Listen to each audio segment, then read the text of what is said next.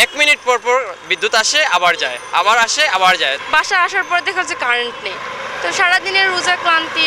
Mayor তো লন্ডনই, local মানুষ নয় তো, কেন লোকালের কি করবে।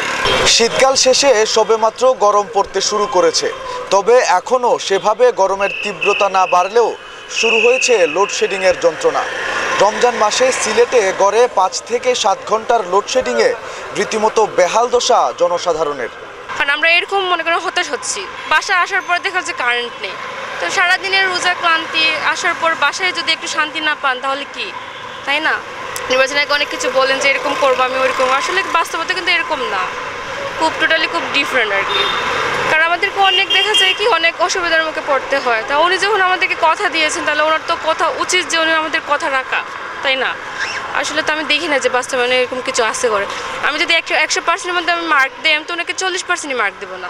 1 মিনিট পর পর বিদ্যুৎ আসে আবার যায়, আবার আসে আবার যায়। তো আবার সেহরির সময় আমরা আমাদের ফোনের লাইট জ্বালিয়ে সেহরি করেছি। যে গত কালকে এই যে বিদ্যুৎ চলে গেছে, একটু হালকা বৃষ্টিতেই চলে যায়, এরপর এর আগের দিন চলে গেছে। আমরা সেহরি করার সময় যখন সেহরি করতেছিলাম তখন বিশেষ করে যে সেহরি আর ইফতারের সময় যে যায় তখন বেশি প্রবলেম হয়।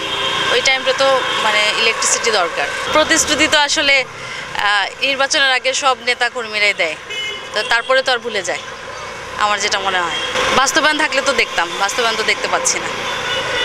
দেখা যাক, সময় যাক, সামনে হয়তো বাস্তবায়ন হতেও পারে, আমরা আশাবাদী।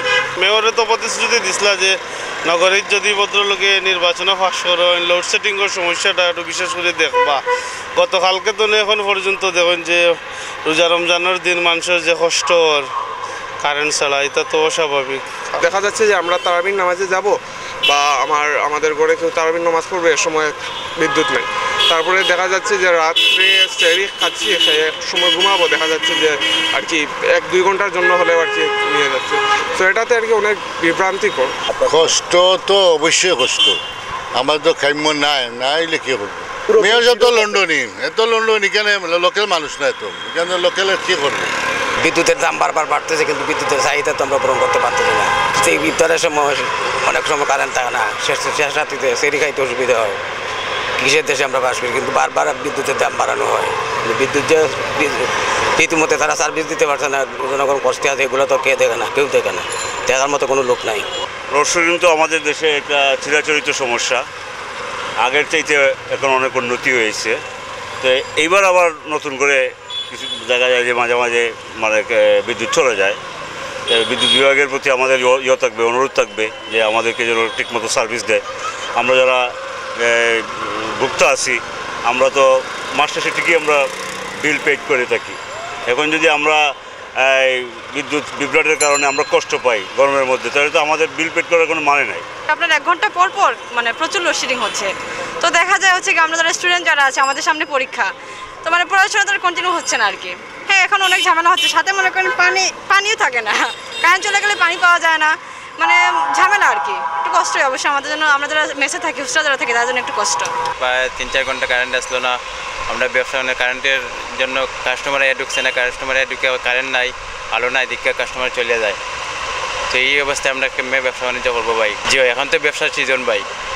মানুষের আছে না পৌষ মাস আর বৈশাখ মাস, ব্যবসায়ী যারা আছে 1 মাস রোজা মাইয়া দিন হয়ে লাগে, তার জন্য বৈশাখ মাস ব্যবসার সময়, আর 11 মাস তারা ব্যবসা বাণিজ্য, 1 মাস ব্যবসার খুব গুরুত্বপূর্ণ মাস।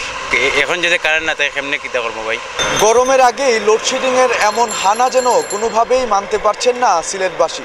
তাই তো দ্রুত এই সমস্যার সমাধানে মাননীয় মেয়র সহ সংশ্লিষ্ট কর্তৃপক্ষের সুনজর চাচ্ছেন নগরবাসী। নিবেন্দু তালুকদার, সিলেট ভিউ, সিলেট।